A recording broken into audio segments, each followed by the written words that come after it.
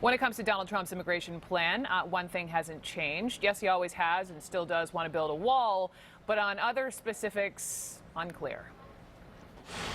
And there certainly can be a softening because we're not looking to hurt people. We want people. We have some great people in this country. You know, I got to follow up. You said on Hannah, you used the word softening. Even last night on Hannah, you talked about. Well, I don't think it's a softening. I think it's. But 11 million people are no longer going to be deported. I've had people say it's a hardening.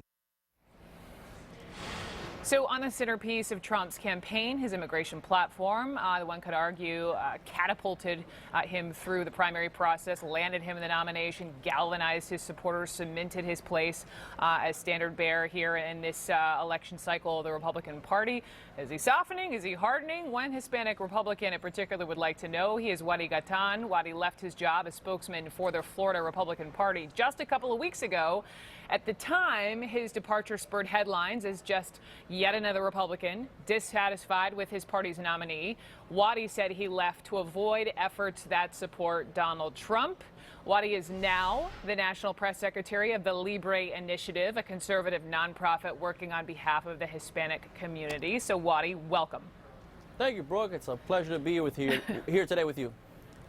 Excellent. Pleasure is all mine. Let me just begin with, you tell me, why specifically did you leave your role at the Florida Republican Party? What specifically about Donald Trump made you leave?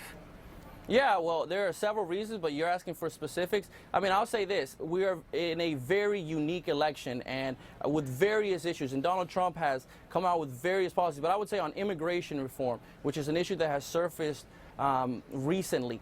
It's very important, in my opinion, but in the opinion of just Americans across the nation and immigration stakeholders, that we actually have a policy when it comes to immigration that benefits the American people. When we talk about immigration reform, we're talking about national security. That's where border security comes in. But we're also talking about the economy. That's something very important for millennials. That's something very important for Hispanics. But what about you, Wadi? I mean, what made you specifically, was there one thing he did or said that made you say, see ya?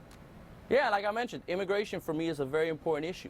I think we have to have policies that address all aspects of immigration reform. Border security, the visa system is very important that we're talking about. How do we reform it? When a candidate, be it Democrat or Republican, be it local level or nationally, is addressing that issue, we have to make sure, and I believe they have to actually lay out a policy and concrete details. We can't have mixed messages when it comes to a key issue like immigration reform. They need a concrete message and policy that will actually benefit our system.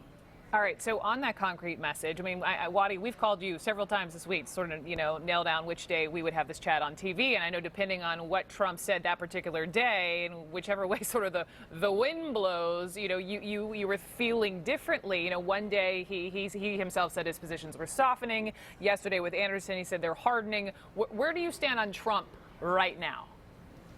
Yeah, so again, it's I mentioned earlier, he's sending mixed signals when it comes to it. Look, we're 74 days away from the election, but even beyond the election, it's just the fact that we have a broken immigration system. If we're not talking about the actual issues and policies, and we're just focused on rhetoric, or again, just the fact that we're so close to the election and we don't have a concrete plan from candidate. But what if we have a concrete plan from Mr. Trump next Wednesday when he talks in Phoenix? And no one can speculate on what he'll say, but based upon some of his language this week, it could be, to use his word, softened. Would that appeal to you? Here's what would be a step in the right direction.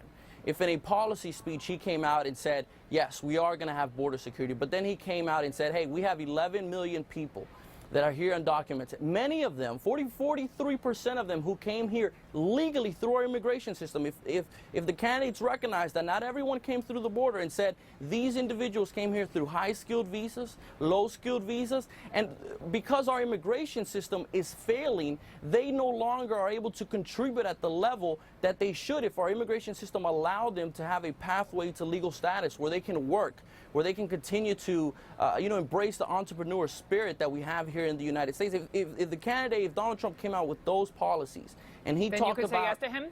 And I think that's where a lot of people in the community, the Hispanic community, and just stakeholders across the country could say this is the direction that we need to go when it comes to immigration reform.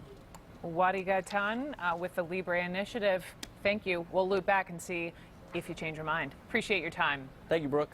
Coming up next, the severe allergy treatment, that the product called the EpiPen, its manufacturer raised the price of this drug 400% to just over $600.